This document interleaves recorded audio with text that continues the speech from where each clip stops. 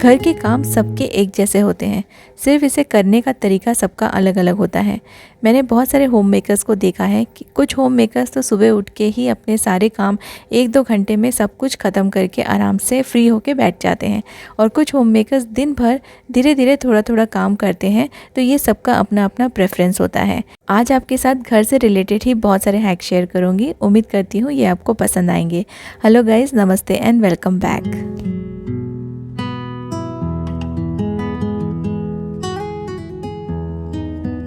घर की साफ़ सफाई कब करनी चाहिए आपके साथ बहुत बार शेयर कर चुकी हूँ, लेकिन जब हम लोग साफ़ सफाई करते हैं, कोई भी एरिया को जब हम साफ़ करते हैं, उसके साथ साथ ना दूसरा एरिया भी गंदा हो जाता है। तो जैसे अभी मैं ट्रॉली को क्लीन कर रही हूँ, एक एक ट्रॉली मैं बीच बीच में क्लीन करती रहती हूँ, सारे एक साथ नहीं कर पाती हूँ, लेकिन जब कभी थोड़ा सा टाइम मिल जाता है तो यहाँ पर यूटिलाइज़ कर लेती हूँ। अब ये ट्रॉली को जैसे ही बाहर निकाल के क्लीन करूँगी तो इसके नीचे पूरा जो डस्ट है ना वो इसके नीचे गिरेगा। इसके लिए मैंने यहाँ पर पहले न्यूज़पेपर बिछा लिया है, उसके बाद ट्रॉली को ओपन करके क्लीन कर रही हूँ। तो जो नीचे का फ्लोर है जो मैंने ऑलरेडी पहले साफ़ कर लिया था, तो वो अब वापस से गंदा नहीं होगा, और ये क्लीनिंग के साथ साथ मेरी दूसरी जो साफ़ सफाई है वो इंक्रीज़ नहीं होगी। इसलिए जब आप कुछ भी क्लीन करते हैं तो देख लीजिए कि कहीं वो चीज़ क्लीन करते समय आपका दूसरा एरिया तो गंदा नहीं हो रहा है।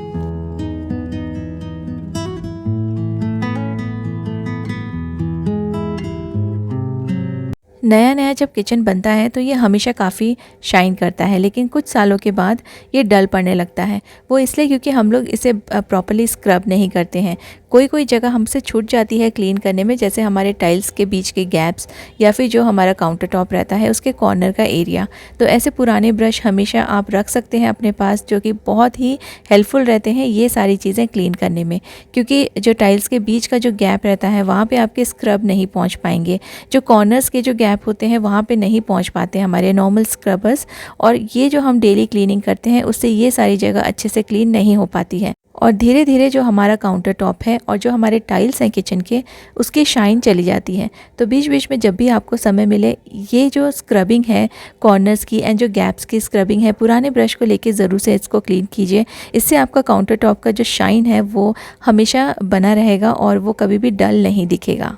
और इस तरह से क्लीन करेंगे ना तो आपको बहुत ज़्यादा टाइम भी नहीं लगेगा, एफर्ट्स भी नहीं लगेंगे, और आपका काउंटर टॉप बहुत अच्छे से साफ़ हो जाएगा।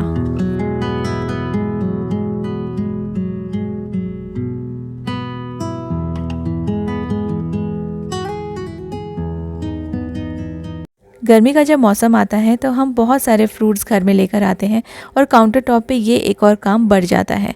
तो बार बार जो इसकी क्लीनिंग है ना वो आपको करनी पड़ेगी। उससे बचने के लिए आप ऐसे न्यूज़पेपर बिछा के रखिए जब भी आप फ्रूट्स कट करते हैं या फिर वेजिटेबल्स कट करते हैं। इससे आपका जो काउंटर टॉप है ना वो बहुत बार गंदा नहीं होगा। जब भी हम फ्रूट्स कट करते हैं तो उसका जो जूस रहता है वो भी यहाँ वहाँ उड़ता है, तो उससे भी आप बच जाएंगे, और जो क्लीनिंग है ना वो काफ़ी ज़्यादा कम हो जाएगी। जैसे मैं यहाँ पे अनार काट रही हूँ, तो मैंने एक बाउल में पानी ले लिया है, और जितने भी मैंने अनार कट किए हैं उसको डायरेक्टली मैंने पानी में डाल दिया है। इससे जो छींटे हैं, क्योंकि अनार काटते समय जब हम इसके सीड्स निकालते हैं तो बहुत ज़्यादा जो इसका रस है ना वो यहाँ वहाँ उड़ जाता है और बहुत गंदगी हो जाती है। तो आप इसे डायरेक्टली पानी में डाल के फिर इसे निकालिए, तो जितना भी कुछ रस है वो उड़ेगा तो वो पानी में ही रहेगा, और आपका जो सरफेस है वो बिल्कुल भी गंदा नहीं होगा। इससे आपका काम जो है कम समय में हो जाएगा और बहुत ज़्यादा साफ़ सफाई भी करनी नहीं पड़ेगी। अनियंस और गार्लिक ऐसी चीज़ है जो हर चीज़ में हम लोग यूज़ करते हैं, तो इसकी जो स्मेल है काफ़ी ज़्यादा हमारे किचन में और किचन से फिर दूसरे रूम में भी ट्रांसफ़र हो जाती है। किचन की स्मेल को निकालने के लिए आप ऐसे अगरबत्ती यूज़ कर सकते हैं। मैं किचन के साथ साथ इसे लिविंग एरिया में भी रख देती हूँ कुछ देर के लिए, जिससे कि जो भी स्मेल आ रही है कुकिंग की वजह से जो हमारे घर में फैल जाती है वो निकल जाएगी, और आपका जो घर है ना वो बहुत अच्छे से महकने लगेगा। तो ये वाला जो आइडिया है ये काफ़ी यूज़फुल है, और इसमें आपका बहुत ज़्यादा खर्चा भी नहीं होगा।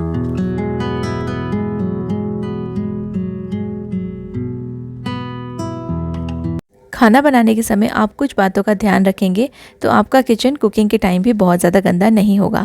जैसे जो भी चीज़ें आप यूज़ करते हैं, ऑयल की बॉटल्स या फिर मसालों के डब्बे, उसी टाइम पे आप उन्हें पोंछ के रख दीजिए। कभी आपको कुकिंग के समय थोड़ा टाइम मिलता है तो आप जो भी आप कंटेनर्स या चीज़ें यूज़ करते हैं उनको आप वाइप करके रख सकते हैं। खाना बनाने के तुरंत बाद जो भी बर्तन निकले हैं उनको आप क्लीन कर लीजिए। इससे आपका जो सिंक है वो भी क्लीन रहेगा।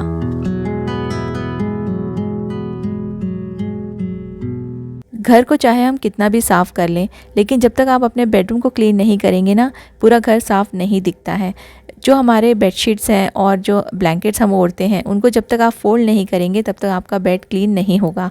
और इस काम में 5 मिनट से ज़्यादा नहीं लगता है, लेकिन हम लोग को ऐसा लगता है कि ये काम बाद में कर लेंगे। और बहुत टाइम मैंने ये नोटिस किया है कि जब भी मैं अपने बेड को ऐसे ही छोड़ देती हूँ तो ये दिन भर ऐसे ही पड़ा रहता है। तो एक बार सिर्फ 5 मिनट्स निकाल कर अपने बेड को टाइडी कर लेंगे तो दिन भर आपका जो बेडरूम है ना, वो हमेशा टाइडी रहेगा। गर्मियों में बटर बहुत जल्दी मेल्ट हो जाता है, तो इसलिए आप जो कंटेनर यूज़ करते हैं बटर का, उसको ऑपोजिट तरीके से यूज़ कीजिए। ये जो फ्लैट वाला पोर्शन है, इस पे आप बटर मत रखिए, क्योंकि अगर इसे आपने बाहर छोड़ दिया तो मेल्ट होके बटर पूरा बाहर की तरफ आ सकता है। तो आप बटर को लिड में रख सकते हैं, क्योंकि इसका जो लिड होता है थोड़ा डीप होता है। अगर बटर मेल्ट हो भी गया तो भी ये बाहर की तरफ नहीं गिरेगा। इससे आपको ना स्टोर करने में भी इजी रहेगा, क्योंकि कई बार हम लोग बटर बाहर रख देते हैं कि मेल्टेड बटर यूज़ करना थोड़ा सा ईजी रहता है। तो इसमें आप डीप वाले कंटेनर में रखिए, इसका जो लिड है उसमें रखिए, तो इसमें से बटर निकालना और फिर वापस से स्टोर करना काफ़ी ईजी हो जाता है। फिर चाहे आप इसे बाहर रखें या फिर फ्रिज के अंदर।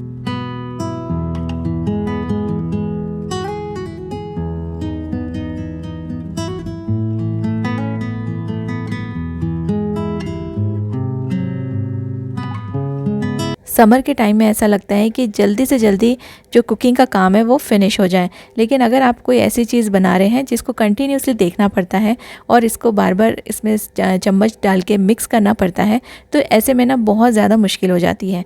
तो जब भी आप ऐसी कोई चीज़ बना रहे हो या कोई स्वीट डिश बना रहे हो या कोई भी ऐसी लिक्विड की चीज़ बना रहे हो, तो आप उसमें ना स्पून को छोड़ दीजिए।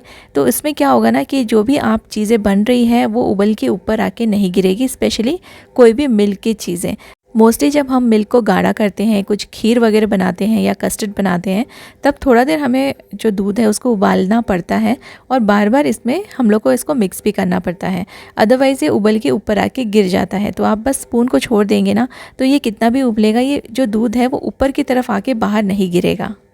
और आप इसमें किसी भी तरह का स्पून यूज़ कर सकते हैं। सिर्फ आपको एक चीज़ ध्यान रखना है कि अगर आप स्टील का स्पून यूज़ कर रहे हैं तो आप उसे ना एकदम से हाथ मत लगाइए, क्योंकि वो भी साथ साथ में गर्म हो जाएगा और आपका हाथ जल सकता है। अदरवाइज़ आप कोई दूसरा जैसे वुडन स्पून यूज़ कर रहे हो या ऐसे वाले प्लास्टिक के स्पून्स यूज़ कर रहे हो, तो ये गर्म नहीं होते हैं और काफ़ी अच्छे रहते हैं। इनको जैसे हम लोग कोई भी चीज़ बनाते हैं ना, तो वुडन का अगर हम यूज़ करेंगे तो वो गर्म नहीं होता है, तो उसे हैंडल करना काफ़ी ईजी हो जाता है। यहाँ पे मैं कुछ स्वीट डिश बना रही थी ना, तो फिर मुझे कंटिन्यूसली यहाँ खड़े रहने की ज़रूरत नहीं पड़ी। मैंने ये वाला जो स्पून है वो इसमें डाल के छोड़ दिया था और जो दूध है वो बाहर की तरफ उबल के नहीं गिरा। इससे काफ़ी आसानी हो जाती है, स्पेशली ये टाइम पे जब बहुत ज़्यादा गर्मी होती है और किचन में लंबे समय तक खड़ा नहीं हुआ जा सकता। ये आपको मैं बिल्कुल सामने ही करके भी दिखा रही हूँ। जैसे मैं स्पून को निकाल लेती हूँ, मैंने इसका जो फ्लेम है उसको कम ज़्यादा बिल्कुल नहीं किया है, लेकिन ये अपने आप ही ऊपर आ रहा है। जैसे दूध का जो भी चीज़ हम बनाते हैं तो दूध हमेशा ही ऊपर आता है, तो जैसे ही मैंने स्पून डाल दिया है ना, तो दूध जो है वो वहीं का वहीं रुक गया है और बिल्कुल भी ये ऊपर आके नहीं गिर रहा है। तो आप ये एक बार ज़रूर ट्राई करके देखिएगा। अगर आप कुछ स्वीट डिश बना रहे हैं और आपको बहुत ज़्यादा गर्मी में खड़े भी नहीं रहना है, तो ये वाली ट्रिक काफ़ी ज़्यादा काम में आती है।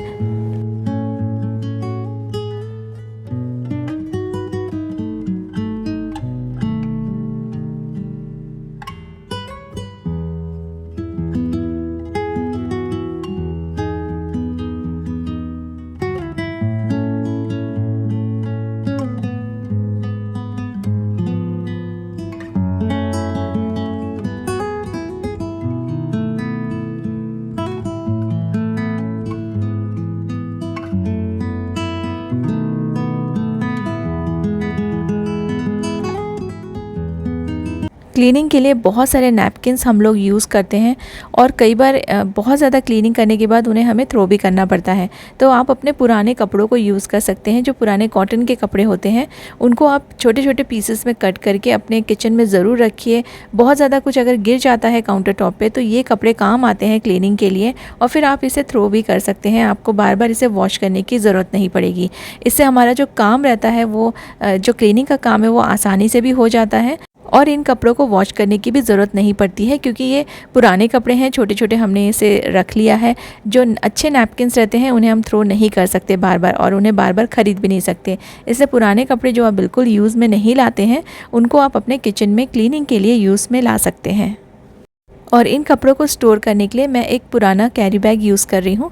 पेपर बैग है ये। इसको मैं ऊपर से जो इसके हैंडल्स है वो कट कर दूँगी और थोड़ा सा मैं इसे अंदर की तरफ फ़ोल्ड कर दूँगी। तो आप अपने हिसाब से इसे फ़ोल्ड कर सकते हैं, जितना बड़ा या छोटा आपको चाहिए अपने नैपकिन्स रखने के लिए। और ये काफ़ी ज़्यादा काम में आते हैं। आप इसे अपने किचन काउंटर टॉप के कहीं आस-पास ही रखिए, तो ये काफ़ी हैंडी हो जाएंगे। जब भी कुछ बहुत ज़्यादा चीज़ें गिर जाती है, ऑयल, आटा, जो आपको क्लीनिंग करने में काफ़ी आपके जो कपड़े हैं, जो डस्टिंग के कपड़े हैं, वो ख़राब हो जाते हैं, तो उस टाइम पे आप ये वाले कपड़े यूज़ कर सकते हैं। पुराने कपड़ों का काफ़ी ज़्यादा यूज़ हम ला सकते हैं अपने घरों में। तो ये एक और मेरे पास कुछ कपड़ा रखा हुआ था, कुर्ते का कपड़ा है, कट करके मैंने साइड में रख दिया था इसे। और इसको मैं यूज़ करूँगी अपने जो अप्लायंसेस मैं यूज़ करती हूँ उनको कवर करने के लिए। तो किचन के जो अप्लायंसेस होते हैं उनमें डस्ट जाता है, स्टीम जाती है ऊपर से ना, वो बहुत गंदे हो जाते हैं। तो उनको कवर करके अगर हम रखेंगे, ये देखिए ये मेरे पुराने कुर्ते हैं, तो इनको मैं यूटिलाइज़ करने वाली हूँ अपने अप्लायंसेस को कवर करने के लिए, जिससे कि अगर इसमें स्टीम और डस्ट जाए तो ऊपर की तरफ ना जमेगा नहीं और फिर इसकी क्लीनिंग बहुत ज़्यादा करनी पड़ती है। तो यहाँ मैंने फ़िल्टर के ऊपर एक सिल्वर फॉइल लगा दिया है और उस पर ये कपड़ा डाल दिया है, तो ऊपर के साइड से ये बिल्कुल भी गंदा नहीं होगा। अगर आपके घर में भी ओपन डस्टबिन्स रखे हैं, जैसे नॉर्मली हम लोग ड्राई कचरा डालने के लिए ऐसे ही ओपन वाले डस्टबिन यूज़ करते हैं, तो ये दिखने में काफ़ी ज़्यादा गंदा दिखता है। तो इसके लिए आप कोई भी ऐसे कार्डबोर्ड्स ले सकते हैं, पुराने किसी भी बॉक्स को कट करके, और इसके ऊपर मैं ये प्रिंटेड कवर चढ़ा रही हूँ, जिससे कि थोड़ा सा अच्छा भी लुक आए और ये बहुत ज़्यादा गंदा ना दिखे। तो हमें अपने डस्टबिन को कवर करने में काफ़ी ईजी हो जाएगा। यहाँ पे बीच में सेंटर में होल करके मैं एक पतले से तार से इसका एक हैंडल भी बना रही हूँ, जो कि आपको जब भी कचरा डालना है तो फिर इस हैंडल की हेल्प से आप इसे उठा भी सकते हैं और उठा के फिर अंदर कचरा डालने के बाद इसे फिर वापस से कवर कर सकते हैं। इससे ओपन डस्टबिन के लिए आपके पास एक कवर भी हो जाएगा और कहीं भी आप इसे रख रहे हैं, अपने कमरे में, बेडरूम में, कहीं भी, तो ये गंदा नहीं दिखेगा।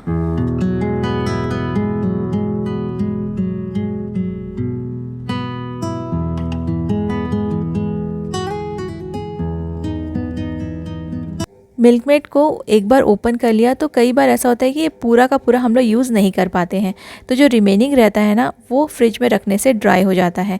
आप इसको किसी भी कांच की बॉटल में ट्रांसफ़र करके रख सकते हैं, जिससे कि इसका जो लिड है टाइटली कवर्ड रहेगा, तो ये ड्राई नहीं होगा और ख़राब भी नहीं होगा।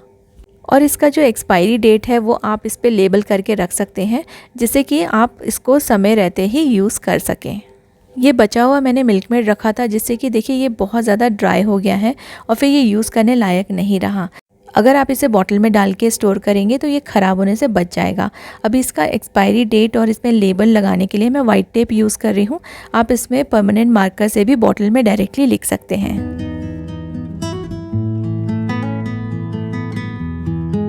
अगर आप घर के काम खुद ही करना पसंद करते हैं और आपके पास कोई भी हेल्प नहीं है, तो आप अपने कामों को ना डिवाइड कर सकते हैं। जैसे कि बहुत ज़्यादा डस्टिंग हम लोग डेली नहीं कर सकते, पूरे घर की डस्टिंग करना पॉसिबल नहीं होता है, तो आप उसे डिवाइड कर दीजिए कि एक दिन आप अपने जो विंडोज़ हैं उनको वाइप कर लीजिए, या फिर आप एक दिन अपने जो फर्नीचर्स हैं, जो भी फर्नीचर आपके घर में रखे हैं, उनको डस्टिंग कर सकते हैं। तो डेली आपको सेम चीज़ें क्लीन करने की ज़रूरत नहीं पड़ेगी। 5-5, 10-10 मिनट आप हर चीज़ को क्लीन करने के लिए दे सकते हैं। पूरा दिन आपको साफ़ सफाई में ही वेस्ट नहीं करना है, तो आप थोड़ा सा टाइम हर रूम के लिए निकाल के रखिए, जिससे आपका काम भी आसान हो जाएगा और आपको ईजी हो जाएगा अपने घर को मेंटेन करना।